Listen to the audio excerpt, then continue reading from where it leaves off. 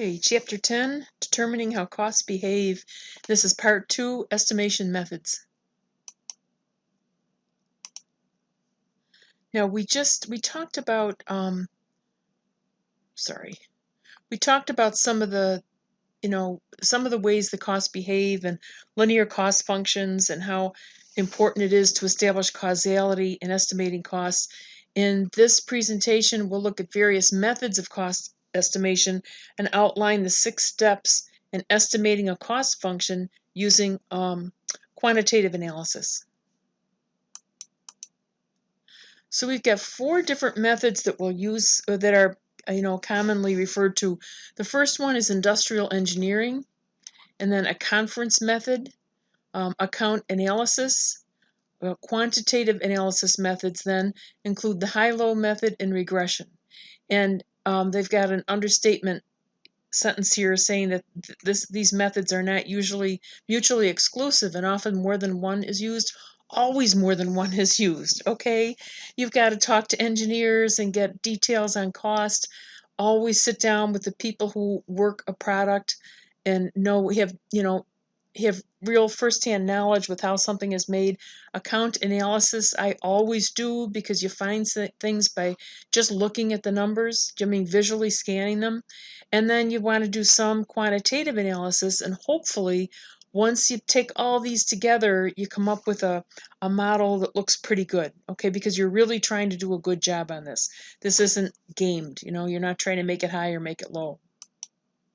So first, for industrial engineering, it estimates cost functions by analyzing the relationship between inputs and outputs in physical terms. So the things that are done are time and motion studies. They're very detailed when there's a physical relationship, but these are also very costly and time consuming. They're called work measurement. It's called a work measurement method, and sometimes a government contract will mandate these. The people that are involved that are being analyzed are generally not happy about it, okay? But it's another piece of the pie, so you do it just for the information that you get from it. Okay, the next is a conference method. These methods differ in terms of how expensive they are to implement, the assumptions they make, and the information they provide about the accuracy of the estimated cost function. Some of the characteristics of the cost of the conference method are that it estimates cost functions on the basis of analysis and opinions about costs and their drivers gathered from various departments of a company. Okay, but people pools expert knowledge, increasing credibility, and you look for confirmation of statements. And because opinions are being used, the accuracy of the cost estimate depends largely on the care and skill of the people providing the inputs. Okay, but you still want to talk to people because people know.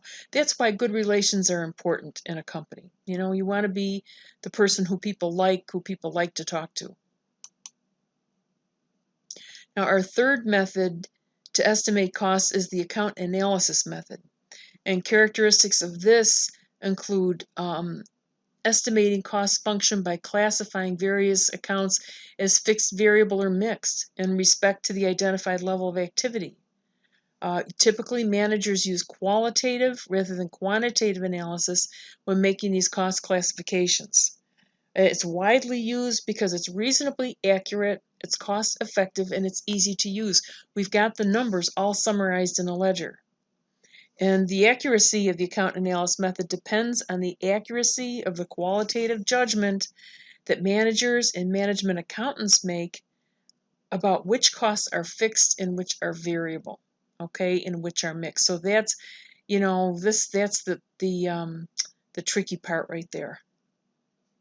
But each one of these methods will have some strengths and weaknesses, and by the time you're done, you'll have some consensus on numbers. Now, the fourth and last method is the quantitative analysis method, and this is the only method that relies on mathematics. Excel or any other similar software is a useful tool to perform it, and characteristics include use of a formal mathematical model to fit cost functions to past data observations. Okay, so hopefully the past is still relevant to the future. The advantage is that the results are objective. There isn't any judgment involved, and it's the most rigorous approach to estimate costs. But the challenge is that it requires detailed information about costs, cost drivers, and cost functions, and is therefore more time-consuming.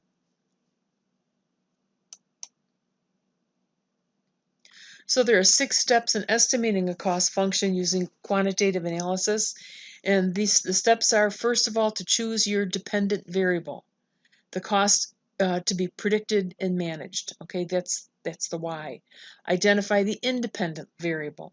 The independent variable is the level of activity or the cost driver. Now just think about multiple choice questions on exams. Okay, you're going to want to know what the dependent variable is and what the independent variable is. Okay, so the dependent variable is the cost to be managed or predicted, okay? And the independent variable is the level of activity. Collect data on it, plot it to observe the general relationship. I love plots because they show you where something's crazy and way out there. Estimate the cost function using 2 common forms of quantitative analysis, the high-low method or regression. Then evaluate the cost driver of the estimated cost function. Okay. Now we'll look at the high-low method first. It's the simplest method of quantitative analysis, and all you do is you use the highest and the lowest observed values and fit a line to those 2 data points. So you could have all kinds of wiggles in between there that you're not picking up. There are 3 steps in the high-low method, and we'll take a closer look at the step, but I take some shortcuts, so if you really want to get into the steps, you can read the book on it. I'd rather have like a good format to fill in. And what you're doing is you're calculating the slope coefficient, the variable cost first. Okay, you've got 2 unknowns, the variable cost and the fixed cost. So once you solve for one unknown, you can just plug it in to either formula and find out what your fixed cost is and have a cost function. So the slope coefficient is the difference between costs associated with the highest and lowest observations. Okay, so in our example, we've got a high activity of 100 at a cost of 2,500 and a low activity of 80 at a cost of 2,100. Okay, now this is how they do it. I want you to look at one other way here. What we could do is just put a little chart together here with dollars and units. Put dollars first, okay, because you don't want to be dumb, so that's DU, and then high and low, and then the change in the account. So at the high level, we had a cost of $2,500 and units are 100. And at the low level, our lower cost is 2,100 and our volume is 80. So the change in here is 400 units, 20 units cost $400. Okay, so the stuff that would change would only be the variable cost, right? So I can take the dollars, 400 divided by 20 and get a $20 variable cost per unit. Okay, so now we're all set. Now we can just substitute it. And you can do it at the higher or the lower level of activity. It'll give you the same fixed cost. So rather than, I've got a different, I don't know, more descriptive cost function here. We've got the total cost is equal to the fixed cost plus variable cost per unit times the number of units. Okay, so the total cost, if we just take the top one, 2,500, equals the fixed cost is what we're solving for, times 20 times 100. Okay, $20 in variable cost times 100 units. So that's 2,000. Our fixed cost is 500. And you could do the same formula at the low level, and you'll get the same $500 of fixed cost. Okay? I just think it's easier than all the steps. The book has a million steps in it. I would cut it short.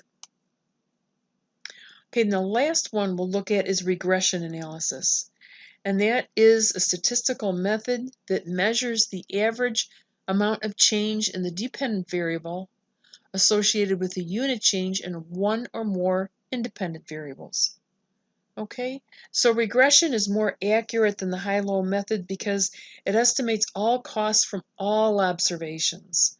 Okay, so it uses least squares, whereas the two observations will take the high and the low. But like I said, all kinds of things can happen in between.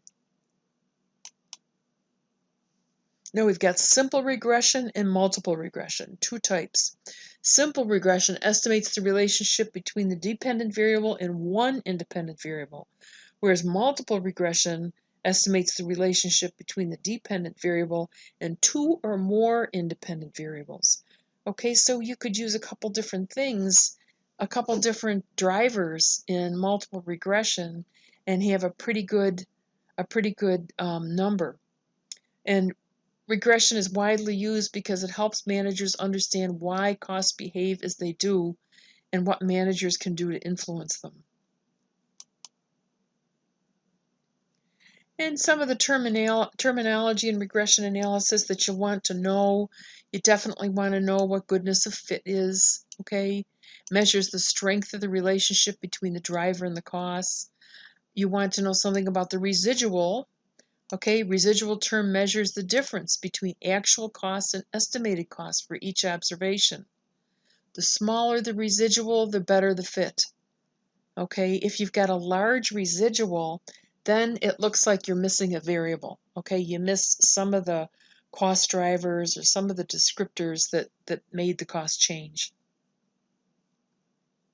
And we'll work problems on this, and there's some information in your notes that'll be helpful. And here's a visual description of least squares. And this regression line was determined using least squares, and it minimizes the sum of the squared vertical differences from the data point to the regression line. And the vertical difference is called the residual term, okay, and it measures between actual cost and estimated costs for each observation of the cost driver. The smaller the residual, the better the fit. Okay, let me just see if one more after this, and then we can work some problems.